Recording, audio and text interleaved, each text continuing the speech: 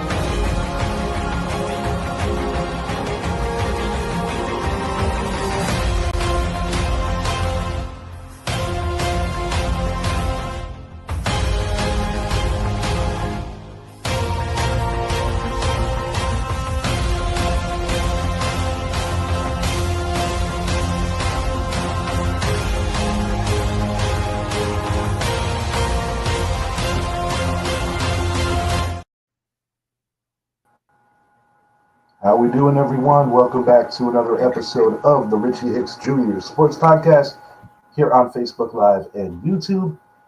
I am your host, Richie, and the reason for this improv show tonight, well, a couple of reasons, but the big one, number 11, Dallas Cowboys, Micah Parsons traded to another historically gifted, valuable team, legacy galore, one place to another. He is now a Green Bay Packer. And in my opinion, not the worst haul, not the best haul, but when you go public with it, in my opinion, you got to move forward at that point. And I think both sides were ready for this move.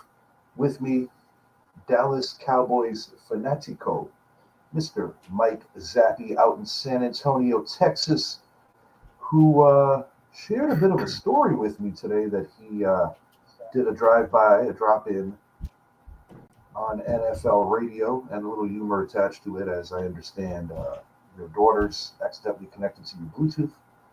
So I can only imagine kind of like when you see the quarterback and they cut the communication and he's like going like this with his head, or, you know, just basically when you're on the road in Arrowhead. But I look forward to listening to that, Zap. I'm willing to bet that you did a pretty good job on that because, you know, one thing that I do admire about your football state, football's life in the big state of Texas. And, you know, Cowboy fan or not, I appreciate the passion of the fans in that region, not just in terms of the pros or the college game, but particularly high school football as well, you know. Texas is God's country, so to speak, for the game of football. And you are our resident Cowboy fan. You know, about a year and a half ago or so, I did a show like this. Giant bullet. What? Giant bullet dodged, something along those lines. Saquon Barkley has arrived, you know. And I went off on quite a tangent. It's good to see you smiling, so I can see you're in a better mood than I was when that other shit went down. But without further ado, Zap, talk to the people about this trade. How do I say goodbye to Micah Parsons? You get yourself a bottle of bourbon. That's what you do. This trade stings. This trade stings. But unfortunately, it is a trade that needed to happen for this Dallas Cowboys organization moving forward. The reason why I say it's a trade that needed to happen because this team was, in fact, going to be in salary cap purgatory, and a trade like this was going to set us back. And I'm just being as honest as I can be as a fan. You know, I have to remove my fan hat on this one. And you know, and honestly, when I look at a lot of Cowboys fans, I've been asking, how were you not prepared for this? Like, you had to start asking this question, like you guys asked me last year. How are we going to be able to afford these three guys?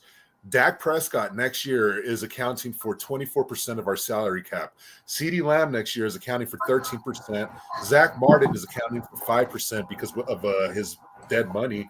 And then you throw in whatever percentage it is for Micah, which was going to put us over 50% of salary cap just on 3 players because Zach Martin's not there. You can't build a Super Bowl winning team when half of your salary cap is going to 3 players. We've seen what can happen. Not the NBA. This is not. No, the it's not. But I was speaking to Matt yesterday, and I told him, if we make a trade, I want a starting defensive tackle, and I want at least 2 first. We got the 2 first. We got the starting defensive tackle. So, in my opinion, I look at Dallas's run defense as improved now. We do have a deep pass rushing room that now it's going to be a pass rush by committee. There's no question about it. But I sincerely ask every Cowboys fan this question. Were we really in position to compete for a Super Bowl this year? No, we were not. And that's with Micah Parsons in the lineup. I mean, yeah, maybe we could have snuck in as a 7 seed, a 9-win, 7 seed, maybe 10-win. But the fact of the matter is, when you look at Dallas' schedule and you ask the 2 major questions, how are we going to run the ball and how are we going to stop the run? Sometimes you have to subtract someone like Micah Parsons to get better. Great. I mean, a stud of a pass rusher, yes, but when I look at him on the run, he's always getting blown up. You know, I looked at his career statistics. All right, he's got 5 sacks against the Philadelphia Eagles, but lo and behold, none of those sacks ever came against Lane Johnson. Lane Johnson, since Micah has came in the league, has owned him, has absolutely owned him. Lane Johnson has made the blueprint on how to slow down a guy like Micah Parsons. And when we look at Micah Parsons in all the big games, he has been non-existent. Well, we can go back to a couple years ago in the playoffs, whether it was a unprepared Dan Quinn-led defense, whatever the case may be. All of this, like we've seen it. It didn't work. It's time to move on. It's time to start thinking about tomorrow. Dak Prescott's 32 years old. He's been he's injury riddled now. We need to start thinking about the next quarterback as well. I wanted to ask you that, Zach. I understand how these quarterback contracts work. You know, you got to pay them when you're getting any kind of value because they're going to keep fluctuating and going up. We know this. But when you guys gave Dak the money, did you feel at that point that it could have been problematic and even a mistake that you couldn't, this would ultimately come to fruition? As much as I think Jerry is a piece of shit, he made the right call on this one. Love you, Zappy. Brett Bandick. I'm going to see that knucklehead in a couple of days for the Pops Cheddar and the Sun draft. It's it's the big question. Like you guys asked me last year, Micah, CeeDee, Dak, who's the odd man out? It's very hard to walk away from a franchise quarterback when you don't have something in place. We had Cooper Rush. He was not the answer. He was just a great backup quarterback. Is Joe Milton the answer? I don't think so. So you've got to start begging these questions because if Dak goes down at any point this year, and probability says he's going to miss at least 2 games this year.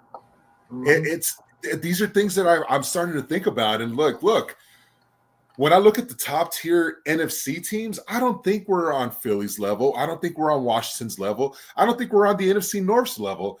I don't think we're on the Rams level. 49ers beat us last year with a depleted roster. You know, right now, I don't think Dallas is in position to compete. To me, this is going to be one of those Jason Garrett 8-8 seasons. I thought we were an 8-win, 9-win team with Micah Parsons in the lineup. But now going on to this one, I think Dallas, we're probably a 6-7 win team. But when you look at next year, when you look at the products that are coming out for the draft, whether it's the quarterback with one of those 2 picks, you could get, or you trade up to solidify that you get the guy you want. I'm not going to sit here and assume that Jerry Jones is positioning himself to go after Arch Manning in 2027. But it wouldn't surprise me one bit that if two things happen, and one of the things will happen within the next 48 hours, that is that Jerry Jones is going to flip one of these first, probably next year's, and a second or a third to Cincinnati for Trey Hendrickson. I don't think Jerry's done. Again. Slow that down 1 second. So take the most immediate first rounder, which is next season. Yeah, because we have two. What else? We have two first. We have two first, and then we have 4 first-round picks now in the next 2 years. So we're going to take one. That sounds like you in a couple of days. Yeah, you're right. No, but when you look at it, you take one of those first-round picks and you try to go get somebody else that can help the team now. And Trey Hendrickson, yes, he got his $12 million raise for his 1-year deal this year, giving him $30 million. He's a guy you can go out and get give him $35 million, trade a first and a third or something like that, and you now answered your pass rush situation. I cannot fathom paying a guy that has disappeared in the biggest games $47 million a year. I could not fathom paying him $42 million a year, 41 or 40.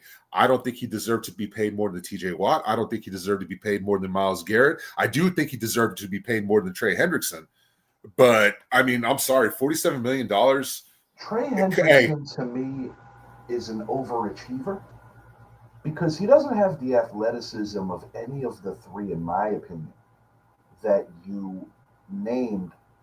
But one thing about him, he has, just this unstoppable desire to never stop on a play, even when he's overpowered, overmatched. And there is a value on that with Trey Hendrickson.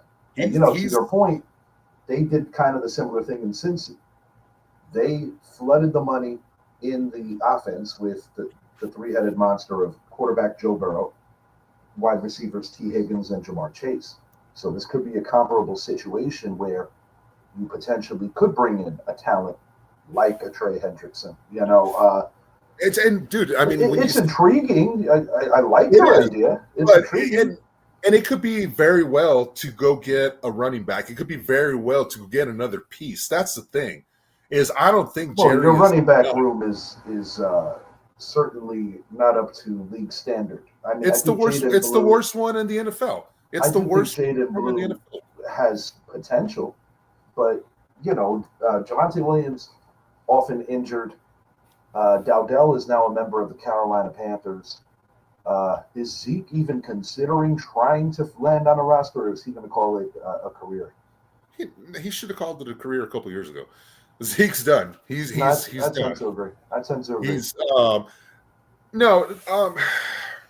I know there's a lot of angry Dallas fans, and rightfully so. I mean, Micah Parsons is Micah Parsons, but I'm looking at the bigger picture. This team, this upcoming year, I've asked many Cowboys fans, do you really feel that optimistic that we are going to be a 12-win team and somehow clinch home field advantage? Like, we've seen this story already a couple of times with Dallas. We've seen it. Truth be told, you said something similarly to me on the Saquon episode. But, while he did rush for 2K last year and the Eagles did win their second Lombardi trophy, when you look at whatever could be deemed problematic for my team, I don't think too many people are going to point and be like the running back room. Tyrone Tracy, Cam Scatterbo, Devin Singletary, possibly Dante Turbo Miller if Singletary gets moved, which I think is a possibility with some of the injuries around the league already. Point to be made is things happen quick in the NFL, and no matter how big your star is, no pun intended, nobody's bigger than the bigger plan. And, you guys had an opportunity a couple of years ago where, they were not ready, they were not prepared, and Green Bay whipped on them. And I'm going to say one thing. The Dak thing is tough. The Dak one is tough because I don't have anything against Dak Prescott, nothing at all. And he's a quarterback. Quarterbacks always come first. Look at the shit that happened in Jersey with DJ and Saquon. The Giants tried to pay Saquon first. But Saquon, regardless of whatever, I think ultimately, even going back to that playoff run in 22, was already looking at, I want to test the market because Derrick Henry, and Josh Jacobs brought the running backs back to prominence in terms of pay. We had the discussion with William Barnum-Floyd here on the show, as well as Aaron Moorhead of the Philadelphia Eagles, and we both spoke to them about that situation back then, about the issues with pay for running backs. And, guys like Saquon, guys like Henry, guys like Jacobs, they made it a better landscape for running backs. Now, you did mention the name Arch Manning. I have a take on that. If the Colts potentially could be as bad as possible with two of the worst QBR ratings in the league in DJ and AR-15, that would be interesting to see another Manning come through those doors. That would be interesting. And it's possible because the Colts could be picking in the top 5. The Colts could also surprise people and be better than we expect. Because I do like the Colts defense, believe it or not. And I think JT's due for a bounce back year. We'll see. Giddens also going to be a contributor. Honestly, when I look at Shane Steichen, to me, I like obviously Arch Manning goes for everybody, but I think they're going to get their quarterback next year. And I think it's going to be honestly, I think a guy like Drew Allers who fits the Colts more than anyone else. Yeah, we spoke about that recently, and we also made mention that it could potentially be the Raiders. I think that he fits in a Pete Carroll-led system as well, so that would be interesting. And I think staying in college, I really examined him in the Notre Dame game, and while I do think that he has a lot of upside, he still could benefit largely from playing this next year coming up because there's some self-inflicted shit in that game. I mean, I love the game plan of Notre Dame's defense, not just in that game, but their whole run last year to a national title appearance. But I do feel that some of the problems in the Penn State loss for them was some self-inflicted wounds, and he'll tell you that too. I give him credit for answering the tough questions. That's part of being a leader at that position as well. But revisiting all this shit, what makes it difficult is I think the Dallas Cowboys could have prevented this if they would have already started moving rocks a little bit on a contingency plan for often injured number 4 Dak Prescott because they did. That was why they traded for Joe Milton. Yeah, Milton. But he's not. It's weird he's how not ready. It happened. Yeah, it's weird how it happened because you're talking about a guy that they were trying. A lot of general managers and people upstairs were saying, no, he's got to change positions. But props to his agent for being like, no, this man is a quarterback, and he had some moments last year. What I do want to talk about is okay. We've hit on Dallas. Yeah, it's going to hurt. Our defense is going to take a dip. But what I want to look at now is this Green Bay team. I mean, you went from a team that was all right. We know they have a good defense. Guess what, Zappy? But now this defense is going to be one of the best pass rushing defenses. Yes, sir. And not only that, Green Bay fans are going to find out for sure this year if Jordan Love is in fact the quarterback of the future. He's going to have a lot of help because this changes because when I did the solo bit and talked to NFC North, after this new situation going on, I told Idris on the phone, when we're at the resort for this fantasy weekend, and we're going to be with John, I want to do a 2.0 of the NFC North because I am going to alter some of the ways that I think this thing goes down because I predicted Green Bay to finish 3rd and be a fringe wild card, possibly missing altogether. But now I'm thinking about your point about the defense, the second level of defense too. Isaiah Simmons, I think this is the first time in his career where he's going to find a defined role and really excel in it. Sean Gary. Now you bring in Micah. Isaiah Simmons was kept to be a special teams player. I think Isaiah is going to find himself in some sub packages. The versatility of him and his athleticism is what makes it interesting.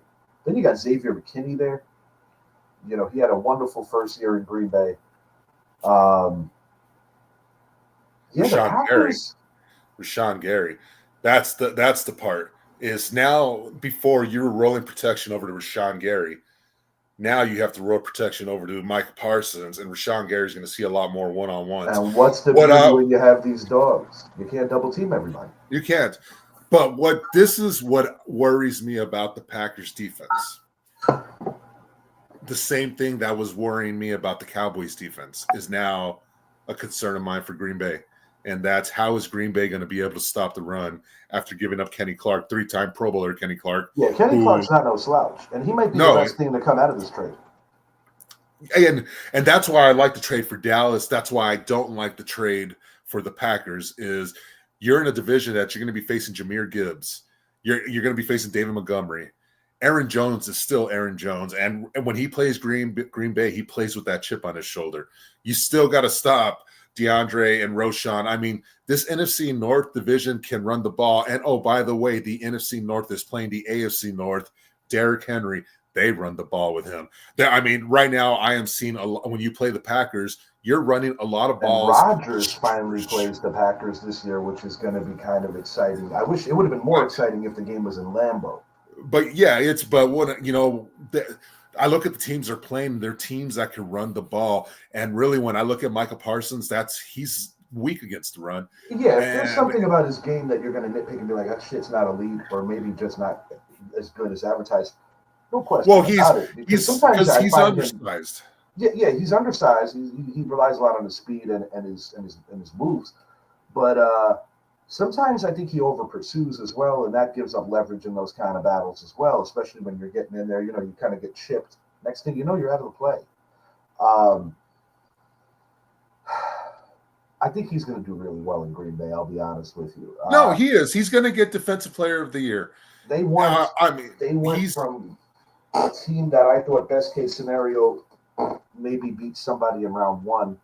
Now I think that they are one of the top 4 candidates to be in the NFC title game, joining the Los Angeles Rams, the Philadelphia Eagles, and I'm not going to say the Washington Commanders. I'm not even going to say the Detroit Lions. I'm going to say the Minnesota Vikings. To me, I think Green Bay, we saw them run the ball last year. They can run the ball. Absolutely, and you need to in that time of the year. We saw them, their pass rush. That's what needed to be improved on, and they improved it. To me, this Green Bay team is now in position that did they jump the Rams?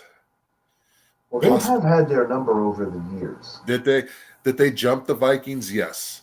The NFC North is going to get three teams now. NFC North is getting 3 teams. This is wild. This is crazy work. The reason I had the Lions finishing second and being a wild card is because they lost their 2 coordinators, and I think that really matters. The reason I have the Vikings is because I said, wait a minute. No knock on Sam Darnold, but J.J. McCarthy's better. He hasn't played a pro game yet, but he's better. And, if you survive the Jordan Addison thing, it's only 3 games, not massive. You bring back Thielen. I think that's a good look for them. Hawkinson had a bit of a resurgence last year. Aaron Jones, you got Mason in that backfield. You got a really good offensive line, particularly at your tackle positions. And you have a very underrated defense that doesn't get spoken about a lot. Sometimes I think maybe it's the big market ability of the East Coast teams and the West Coast teams, but they do get overlooked a lot. And but I have Green Bay jumping from a 3rd place prediction and a fringe playoff team to possibly now winning the division outright and being in the conversation of, given schedule difficulty, it's not an easy schedule, but not nearly as hard as a couple of the other heavy hitters. Yeah, it changes the landscape now, particularly for year one. A team, when you're a team like Green Bay that already has a good defense and you go out and you pick up a guy like this guy adds 2 to 3 wins on your schedule. We look at their schedule. And what did I say? 9-8. Now they're looking at 12-5, 13-4. Well, this is how I look at their schedule. Their first 2 weeks are Detroit and Washington. I think Micah Parsons makes the difference. Now they're starting off 2-0. They have Cleveland. That's a bye week. They have Dallas week 4. That game, circle that game on your calendar because Micah Parsons, and it's going to be a fun one because I want to watch. That's going to be the game where when Micah Parsons makes a play, that stadium is going to erupt and cheer it on and cheer for Dallas to lose. Cincinnati, they have 2 guys that can get after Joe Burrow. That's a win. We're talking about the Packers could be starting off 5-0 at Arizona. Should be a win. At Pittsburgh, that's going to be their first loss, possibly second. Carolina, Philly at Maybe home. Aaron Rodgers turns back the clock, because even though that game should be about the defense, and you might see a game that it's going to come down to who could hit pay dirt, because I expect to see the kickers often in that game and field position, both very good defenses. But I have a feeling in that particular game, Aaron Rodgers is going to ball out. And I'm not saying they even win. I don't. I think in that particular game, the Steelers are going to run the damn ball. They're going to run it right up that gap. One would think that's going to be but that's why a guy like McKinney serves ever so valuable, because he's one of the better run-stopping safeties in the NFL. He made a true commitment towards the end of his New York tenure, and then going over to Green Bay. He was damn good last year, and I was proud of him for it. Player, I like to see him do well. He left the Giants no fault of his own. He didn't miss a down the previous year before he got that Packer deal. Yeah, and but when I look at the rest of the schedule, you got Carolina, that's a win. Philly, now that's a game they can win now. But it's going to be a matter of can they stop the run. Round one last year, they had their chances in that game. Mm-hmm. Then they go to New York, that's a win. Minnesota, we're talking about they could possibly sweep Minnesota now. Like at Detroit, lost. At Denver, that's lost. Yeah, they'll split with the Lions. This is a team that can honestly go 12-5 next year, maybe 13-4. This Micah Parsons has made the Green Bay Packers into a legitimate contender. Of course, this is barring that. Which Jordan Love are we going to get? Are we going to get the one from last year or the one from 2 years ago? The pressure's on. It should. He has to perform. And I want to ask you this, Zappy. You made good points about why not being a Super Bowl contender, why now is the time to do something like this. But as far as the ego part of these things go, when it comes to a personality like a Jerry Jones, and I've said it off air, I've said it on air, I've said it to friends of the show like Keith Woolridge, we talk sports a lot, other friends. Steinbrenner, Jerry Jones, so damn similar. We're talking about Papa Steinbrenner, George, may you rest in peace. It comes with it, the Yankees, the Cowboys. It's bigger than the sport sometimes. It is a legitimate brand.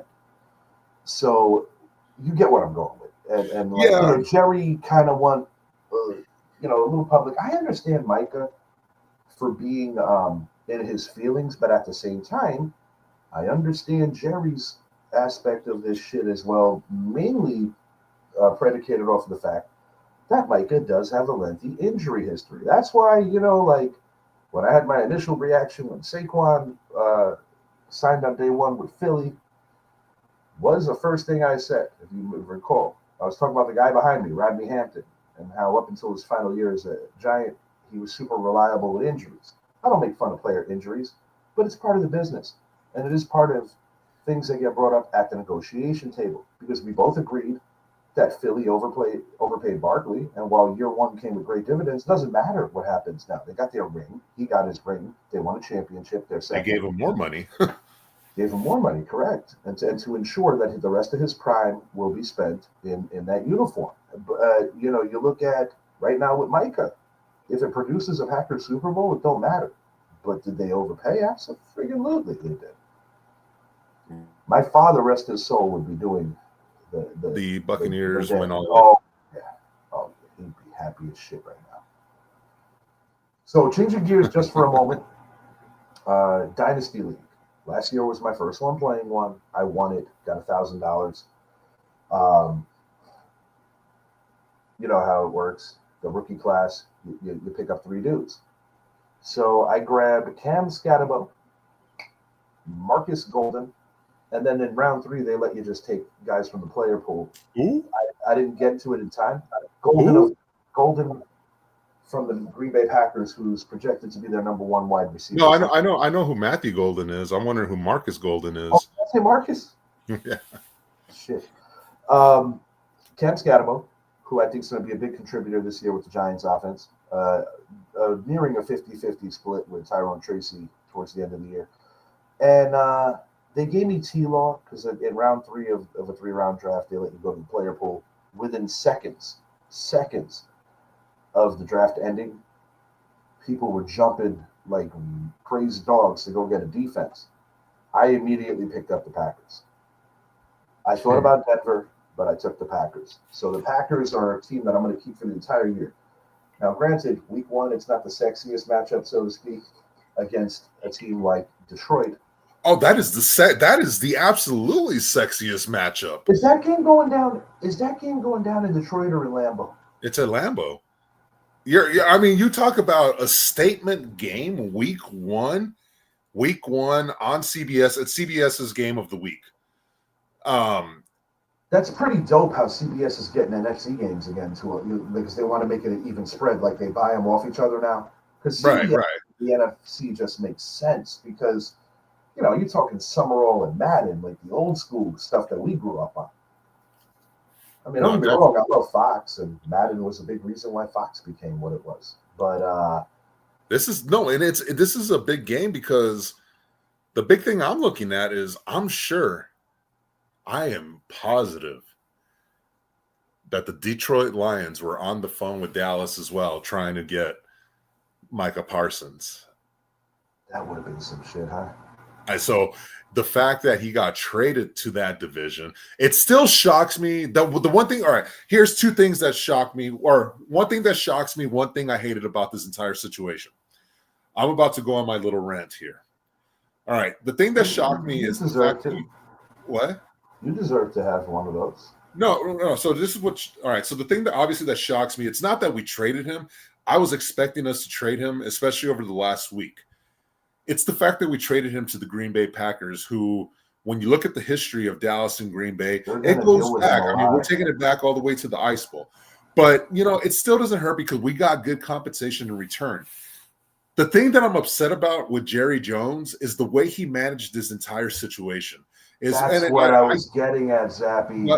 Those are the things that pisses me off is I think Jerry had his mind made up a long time ago that he was going to trade Micah. That is why if he did say his receiver and his quarterback. Right. No, and so I lost my train of thought. Jerry had this made up a while ago. Oh yeah, he had his mind made up. I think Jerry had his mind made up a long time ago because he knows we couldn't afford it. Secondly, I'm going to play good cop, bad cop. Here's the side of Micah. Hey, bud, you got your bag, but you went against the things you said. You said you wanted to take less money to help this team out. But instead of taking less, you took even more. You didn't, and people are saying it's not about the money. If it wasn't about the money, Micah Parsons would have agreed to a 4-year deal, $168 million, $42 million per, which would have made him the highest paid non-quarterback. According to his camp, he said that the disconnect was with the organization just kind of stiff-arming him and being like, we're not talking about none of that now. And I can understand his point of view. But Jerry Jones is a guy of loyalty. And that meeting he had with Micah Parsons, I know Jerry is going to hold that. When him and Micah came to an agreement on a 4-year deal that was going to pay Micah $40.5 million or just under $42 million or something like that, Jerry in his mind, that's the deal. And I guess Micah, as well as every other NFL player with the exception of maybe 5, Lamar Jackson being one of them, hire agents to go get them their maximum value. Yeah, because Lamar went through a lot of hell. Yeah. And it was insulting to not just him, but to football fans and people who care about the game that a guy like Deshaun Watson got the big bag, and your reigning league MVP, Lamar Jackson, was getting lowballed by, and once again, that's what happens when you don't have an agent. Yeah, but when this is the irritating part is all this talk about I want to do what's best for the team, but you're signing a contract that was honestly $6.5 million too far, and quite frankly, probably $8.5 million too far. This is my thing. I think when guys change teams, it's not the same kind of. I'm not saying that he was full of shit or that wasn't what was in his heart. But when you leave, it's a different mindset at that point. Because he doesn't owe the Packers the same loyalty or anything in his heart that he may have already had for the Dallas Cowboys. What I will give him a little bit of props for, and once again, we don't know for sure. It's a 4-year situation. Will he eventually be an Eagle? Will he join Abdul Carter in New York in a 5th year? Who knows? But No, but going back to what I was saying, Jerry Jones, this all could have been avoided. That's what I'm getting at, man. Obviously, anytime Jerry makes a move, anytime you make a move, you're going to be in the media. You knew you were going to part ways with Micah. You should have parted ways with Micah weeks ago, because fact of the matter is, when we go into training camp, you should have one thing on your mind, and that is preparation for week one. And not only is it preparation for week one, it's preparation for week one against the defending Super Bowl champs on national TV. But instead of that, we have a team that's talking about, is Micah going to be there? Is he not going to be there? Dak Prescott and Brian Schottenheimer were very adamant that they believed he was going to be there. So because of that, that's a distraction for the team. Jerry Jones, you need to understand that. Do you want to address this with Brett? No, to his team, his wife's not making him, doesn't have a valuation of $12 billion. So let's put it that way. What he said. No. It's seriously. So, but when I look at Jerry, you've got to stop being the center of attention and start making the football moves at the right time. This is the problem. Instead of waiting, hold on 1 second. Instead of waiting till instead of waiting till the next day after Travis Kelce and Taylor Swift get proposed or get engaged. Like, Jerry Jones is always looking for a way to take back the media. He got it. He got it immediately. And not even 24 hours later, he's trading away his star. Jerry, you need to manage this a lot better. That's what I'm going to say. It's the fact that this is a team that's trying to get ready for the 2025-2026 season, but they can't, because Brian Schottenheimer is sitting there saying, am I going to have my pass rusher or am I not? And are we going to be depending on Dante Fowler to get the double protection? And are we going to put a lot of our stakes into Donovan Ezeruko, or the rookie second round pick that was supposed to go in the first round? I mean, those are the things that it pisses me off. He knew he was going to trade him. He knew he was going to trade him a long time ago, but he should have not waited till 7 days before kickoff. Kenny Clark is going to have zero impact next week. This is where he lost me. You're going to get the most value also for a player like a Micah. You didn't get a bad haul, but you could have got a better haul. And what pisses me off, if I am a Cowboy fan, is that when you start playing all your shit publicly, you're already devaluing what you're going to get back, because you're showing a disgruntledness on your end too, which is devaluing him. Now, the Packers overpaid. I already alluded to that. But you understand what I'm saying. It's not, if you're in Dallas country, you don't give a fuck what the Packers are paying. I'm talking about, 2 first-rounders ain't bad, but the Packers ain't very rarely picking that high. You can still move them around and get some value and do your thing. The player you're getting, like I alluded to, could be the best part of the thing. But to your point, and what did I say? Similar to Steinbrenner. That's why I have empathy for some of the shit that Dallas fans deal with, because as a Yankee fan, I dealt with it with George. I love George, but George, when the Yankee dynasty came into full bloom, it had a lot to do with the fact that he was barred from baseball with the Dave Winfield scandal and all that craziness. And then you get Gene Stick Michael, Buck Showalter at the helm, getting it started, Bob Watson, right, etc. But it's that same kind of personality, Zappy. No, and you know what? I'm not going to, Brad Sham said it best today on NFL radio before I went on and talked with Pat Kerwin and Jim Miller today. Yeah, I want to hear about this. This is good. This is a good story. Did you freeze? No, I was reading what Brett said. Yes, Brett, 100%. We've been talking about that. I thought you froze, bro. Hey, but I'm on the business side of things. I agree with the trade. You're on the bourbon side of things right now. You deserve the only thing that pisses me off about the trade is just the timing of it all. I'm going to leave it with this. 100%. I'm going to leave it with this. We cannot judge this trade today. We cannot. But if come 2028, 2029, 2030, if Dallas is sitting there raising the Lombardi because we traded away Micah Parsons, then Jerry, you finally did the right fucking thing. I want to piggyback you real quick before we move it along to the next thing. I like the direction of the New York Giants right now. We found our quarterback. If letting Saquon Barkley go was one of the things that needed to happen to position yourself to get the quarterback of the future, enhance your running game, and in my opinion, get the best player in the draft in Abdul Carter, then what are we judging even with Philly's second Lombardi trophy? Because we haven't seen what the Giants are going to do on their part. No, Philly went all in. They got what they got. They got it. They got their trophy, and rightfully so, because they put on one of the best showing by a single team in NFL history in the Super Bowl. Lori Peterson, our friend from the Beast, as well as Sports Fanatics for the Grown and Sexy. Shouts out to her. Diehard Dallas Cowboy fan, really awesome person. And I think that she is more than,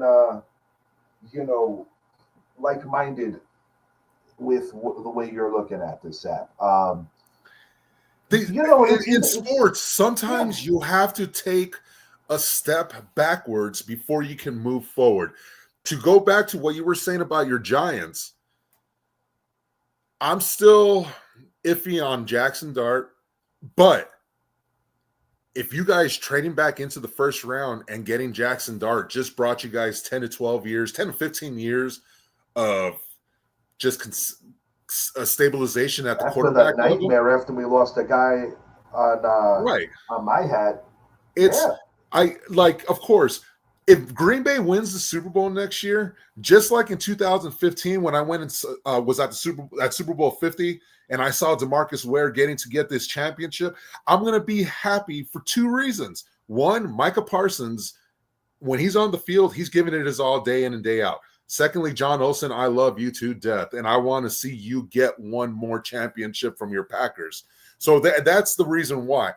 But, oh, man, sorry. I get it. A lot of these Cowboys fans are pissing me off. A lot of them are pissing me off because I think they're just looking for reasons to be mad at Jerry Jones. I am upset, I will say this. From a business standpoint, I understand the logic given this young man's injury track record. But there's a better way to go about it. And that's why I feel you could have got a better haul. You got an okay haul, not a bad haul, but you could have got a better haul. And I take issue with that shit. And I'm not even a Cowboy fan, as you know. I just calling it down the middle. And I'll be quite honest with you. You know how I look at the second pick. So right now, the way it stands, Dallas is probably looking at being a top 12 pick with their pick alone next year. But what I will say is Dallas is also going to be in position because I said it a couple days ago. I told you, I called Matt, I told my son, and I said, Micah Parsons is going to get traded. I have this feeling. We're going to get a starting defensive tackle back. We're going to get 2 firsts back. It happened. Oh, baby. But wait, what can Dallas do next year? What did the Giants do in this past year's draft? They traded back into the first round. Dallas's second pick is now going to be in position where they can trade out of the first for another first-round pick in 2027. I really think Jerry is positioning himself to go after a young man over here at the University of Texas at Austin, Arch Manning, which many teams are doing.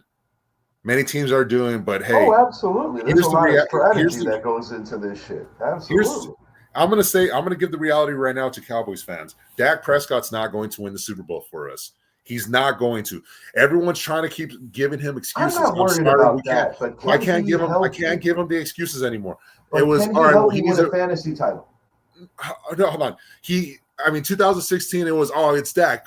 He had Dez. He had Terrence Williams. He had Sauce. He had Cole Beasley. Couldn't do it. And then again, next year, what happened? 2017, we fell back. Zeke was suspended for the first 6 games. Yes, but even when Zeke came back, nothing. 2018, we started the year off where we're like, all right, we're going to try receiver by committee. Nothing. And then we go get Amari Cooper. Okay, it gets better. Then we draft CeeDee Lamb, Amari Cooper, Michael Gallup, one of the best trios in the NFL. What did it amount to? Nothing. The experiment, in my eyes, is over. Dak has now become the placeholder for the next 2 years. whether we go for a quarterback next year or the following, Dallas needs to start thinking about tomorrow. I stand by that. My expectations were not high for this season as it was. Many Cowboy fans, as we know, this is our year, blah, blah, blah. Reality is, no, it's not. 2027 or 2026, I don't even think is our year. I think still didn't handle it the best way. Because if TJ Watt's on the trade block or if Myles Garrett's on the trade block, both those organizations would have done better. That's all I got on that. But as far as the why, I get that part. That's a big investment when you talk about players. And it's easier for teams from the outside to pay that money than for teams that have employed a player for X amount of years because you know the ins, the outs, the uglies, the goods, all that other shit. So I get it. Truly, I get it. Like I said, I don't mock fun at player injuries. But when I had my little meltdown when Saquon went to the enemy, the worst of all enemies, I'm like, yeah, you know why I like Rodney Hampton? He never got injured running off the field. And, you know, things that he never got injured trying to just take it down and run out of the clock. You know, listen, I'm happy for Saquon. He's a good person. He just happens to wear the wrong uniform in my eyes. But the point I'm making is at the end of the day, it's a business. And we worship the logo, not the name on the back. Because if you worship the name on the back, there's something wrong already. Preach. Week 2, it's going to be a low-scoring game. It's going to be a low-scoring game. It's going to be a low-scoring game. I think the Giants get their first W in Jerry World since the Victor Cruz comeback game. No, you guys are not going to win. All right, dude. All right, I'm going to tell you right now. I know we haven't done the NFC East preview, but Jackson Dart will be starting by week 5. I'm going to say week 7. Your offensive line is the problem. That's where your dynasty starting. Well, I mean, they've rebuilt the line. Yeah. I mean, you go out and you draft a Tyler Booker. We have invested 3 first-round picks: Tyler Smith, Tyler Booker, and Tyler Guyton. You throw in Cooper Beebe. Terrence Steele is the problem over at right tackle. He, to me, is a liability. Hell, if they go out and get Proctor out of Alabama next year to be our next starting right tackle to team up with Tyler Booker, yeah, they got the familiarity. You know what's interesting too, because this could be a game that Dallas really needs week 2. You know, coming off a probable loss to the Eagles. You never know on Banner Night, but a probable loss to the Eagles. And, you know, the Giants are going to be feeling pretty good, knocking off the NFC runner-ups in their triumph in D.C. No team has beaten the Washington Foreskins, the Commanders. What else were they called? The Boston Patriots for a little while. The Boston Redskins, they were called that for a brief while. Bad in facts. Weren't they going to be the Tuskegee something? It's a better name than what they got now. Hey, it's only a matter of time before they're the Redskins football again. Team? No shit, we know they're a football team. They're in the NFL. That's you couldn't come up with a better placeholder than that. All right. Kyle Schwarber, Zappy, 1 yard 4 times tonight. My God, that's the kind of shit you do in the video games. You know, it's crazy because this makes what now the 3rd or 4th player this year to go yard 4 times. Yeah, there's something in the baseball. There's something in the power. But yeah, Kyle Schwarber, number 48, I believe now. He was my prediction going into our baseball previews and all that as the National League home run champ this year. My prediction in the American League is probably not going to come to fruition. It was Aaron Judge. I didn't account for him missing time. Also didn't account for Cal Raleigh having the power year that he's having, breaking the catching record for home runs. He's at 49. 49. But how do I feel? How do I truly feel about a potential American League MVP, Cal Raleigh? We know what he's done home run wise. But 239 on the average? And I'm looking at Judge hitting over 300 and hitting 40-plus bombs, possibly 50 when it's said and done. That doesn't sit right with me, Zappy. It's great with me. This is not our daddy. This is not our daddy's baseball. No, it's great with me because of the simple fact that it's someone different. It's a catcher, and when we look at what he does with his glove, he's a phenomenal catcher. And then Yeah, his average may not be the best, but at least he's got the 50 home runs with 107 RBIs, which leads the American League. I feel better about that value. And yes, he is a damn good catcher defensively, something that gets overlooked by most people just because, let's face it, baseball has done everything in their power to make it a more offensive generated game and a faster game because when you're dealing with the NBA, the NHL, soccer, and of course the National Football League, baseball was not for everyone. Rob Manfred, however, needs to put the chill on any of that bullshit about regional realignment. I'm like, bro, you've already pissed us off enough with your refusal. Not him per se, but the institution itself taking too long for the Negro League players to come in. I still want somebody to slap me in the face and explain to me why Shoeless Joe Jackson took this long. Why Don Mattingly's not in the hall. Why does death cheat you out of the hall? There's too many hypocrisies. The steroid era saved that damn sport, and anybody that doesn't believe that doesn't know any better. Yankees stay hot, Red Sox stay hot. They are applying pressure on the Blue Jays, but I'm not going to do a backflip over my Yankees because at the end of the day, you're supposed to beat the teams you're supposed to beat, and that's what they're doing right now. And they were doing that well before the Red Sox took 3 out of 4, but it started with 1. The Yankees won the first and the last meeting with the Boston Red Sox, 7 losses in between. But they got to get past that mental block of beating Boston because they're going to be right there in front of it. As you talk about Boston, I'm going to use Boston as the perfect example as to why you trade Dak Prescott. I mean, Micah Parsons. Earlier this year, the Boston Red Sox made a very questionable trade. A lot of people in the fan base were irritated. Very irritated. They traded away one of their best players. Great bat, horrible glove. Horrible. And he didn't want to move positions. Let's be real. He wasn't being a team guy. Right. And when you look at Boston and San Francisco since that trade, the Giants have the worst record in Major League Baseball. Which is insanity when you look at where they were prior to the trade. While the Red Sox have one of the better records in baseball. Why do I talk about this? It also coincided with promoting Roman Anthony, which was a huge shot in the arm for that organization. Absolutely. But why do I bring this up is because when I look at Micah, the last part I wanted to say about him is, in a way, I know we live in the world of social media. That podcast and going on there and whining about things, you're a professional, man. And it's like, I feel like you got to keep it professional at all times. And it's a little too kumbaya. Yeah. So that's the way I put it is, yes, we lost a stud on the field, but I don't know, man. I understand. I only thought about that because of the Rafael Devers trade. No, I get it. It wasn't a bad segue. It wasn't a bad analogy. Mike Zappi, based on right now what you're seeing, and it's an ever-changing situation, though, after John made that cool little post about the Brewers, they've been a little cold. They frigged up my ticket today. But let me ask you this. Right now, playoffs are a month away. Who's winning the National League right now? Based on, do you feel it's the Dodgers because of the depth? I picked the Mets before the season started. I was going with the Mets at the All-Star break, but it's Philly.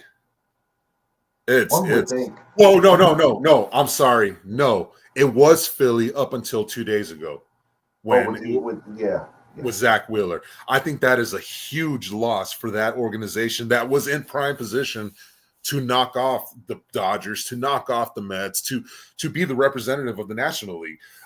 So ever since the injury, I'm going back. I'm going to go to the Dodgers, man. I hate saying it, but the Mets are doing Mets things. Yeah, they always do Met things. And losing to the Marlins is just too predictable after winning a series against Philly. This is interesting. Sergio Rodriguez, friend of the show. I was on his show. He was here with us. Great baseball acumen.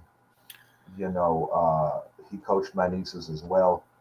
And this is interesting. he flat out said, with the exception of Tarek Skubal in the playoffs for baseball, is there any other pitcher? Because assuming the Rangers don't get in, because obviously it would be Jacob deGrom, it goes without saying he's that caliber of pitcher. But when you look at the Dodgers, they don't necessarily have anybody that jumps off the page at you that's like, that's going to be a lockdown guy in the playoffs. The Wheeler thing sucks for Philly, but I don't think it's a death nail because of the fact that there's so much parity and so much parity. Parity's the right word. In baseball's pitching alignments going into these playoffs. Rodon has had moments of brilliance this year for my New York Yankees. Crochet would be the next guy I would mention, the way he's pitching right now. Yes, he and Skubal. Skubal just because of the reputation. Oh, man, and that kills me because everyone kept excluding Uvalde, who, in my opinion, was the front runner for the AL Cy Young. He had a better record, one of the best ERAs we have seen in a very he long did his time. thing, but it's predicated. What I'm getting at, predicated off of if you're in the playoffs, and right now the Rangers are iffy. Well, whether we're in the playoffs or not, Uvalde's out for the year. So yeah, I know it blows. That's irrelevant at this point. It blows. And in Texas, I mean, we have 27 games left on this season. In my eyes, Texas needs to finish the year 27 games left. They need to probably finish the year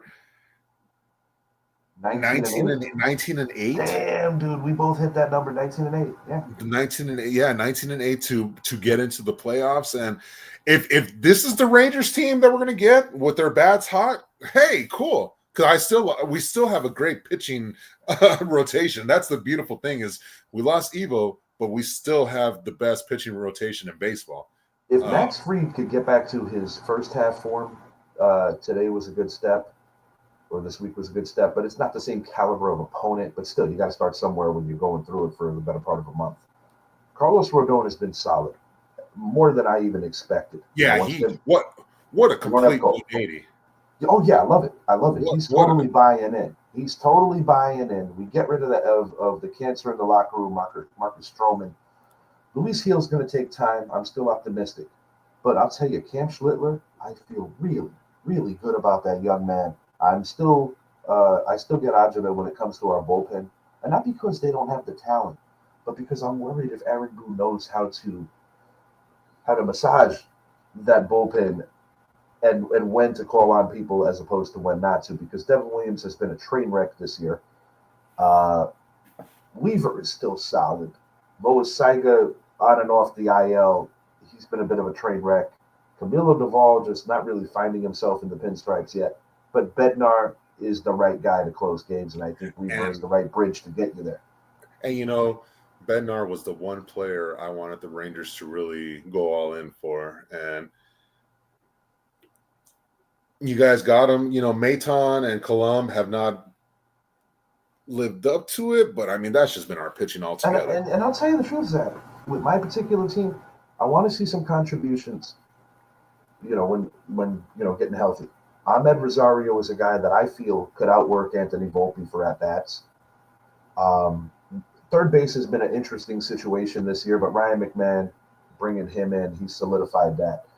But between Volpe and Jazz, I am just so disappointed with the middle of the infield errors and avoidable things. But I'll tell you, a guy who gets a big B+, close to an A this year for me, is the versatile Ben Rice. I am so happy that the New York Yankees did not trade him, because although Paul Goldschmidt is a guy I respect, I think he's one and done. I think Rice goes back to first. But I love how they're getting creative, finding ways to get this young man into the lineup on a daily. Not to mention Giancarlo Stanton, a guy that is one of the more underappreciated Yankees, and I have gotten on his case over the years, with good reason.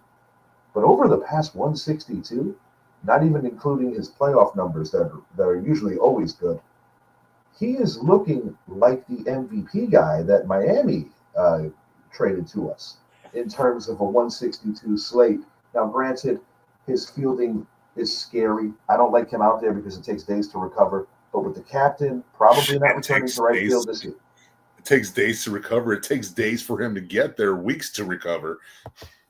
But I will say this. He's hitting the ever-living snot out of the ball. And if he had enough of at-bats to qualify, the torrid pace that he's on is one that's encouraging. And let's face it, he is the kind of player that smells when October's around. Because one thing about Giancarlo Stanton, he has always stepped up in the biggest moments, and something that we've craved from the Captain 99, because that is the one thing missing from Aaron Judge's resume, is that signature October.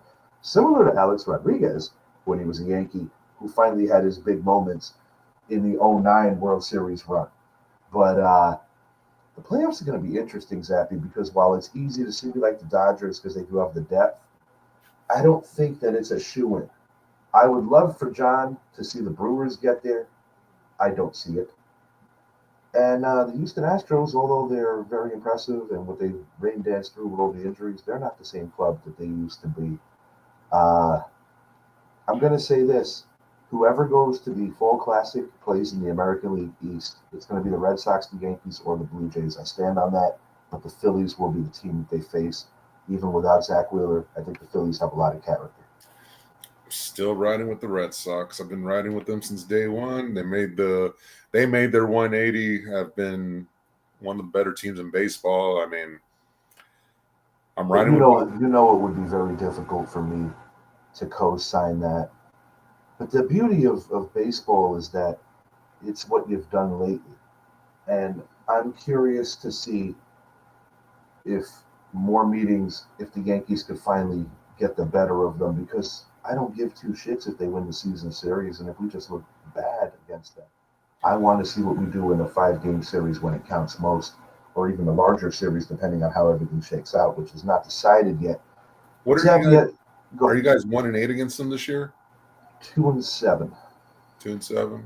Yeah, nothing to be proud of. We need this Toronto series coming up after we're done with the White Sox. It's important that we don't overlook the White Sox.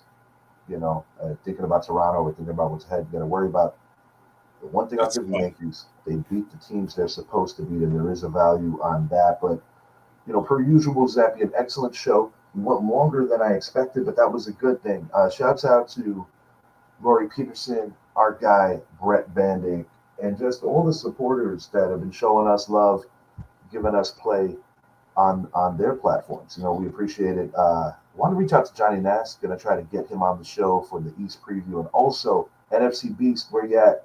We want to get some of you guys on our show for the NFC East predictions and preview show, in addition to finding a Commander fan. Because the only one I know is my former financial advisor. I think Freddie G. No, I'm sorry. He's on a different one. He's on Sports Forum. I don't know any Commanders fans. I don't even know a Redskin fan. Well, my next door neighbor is one, but he's not one that would get on the pod. But he's still talking about John Riggins. He could be on there, and all he's got to do is say, "Yep, yep," and we're good. You're right. But for Zappy, I am Richie. I appreciate you coming on the show, Zappy. I know that today is probably a mixed emotional bag. It's like that when we love our sports teams and our players.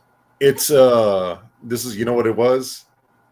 Upset that it happened, but relieved that it happened.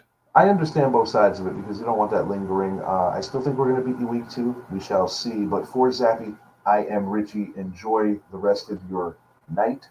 Have a good, safe weekend. And check out the Vicious Mix, the V-Mix for our man, Idris Salam, Life365.com. Check out the Sports Corner, Johnny Nast. And subscribe here, Rich Hicks Jr. Sports Podcast on YouTube. Announcements to come for our next show. We will be back soon. Good night.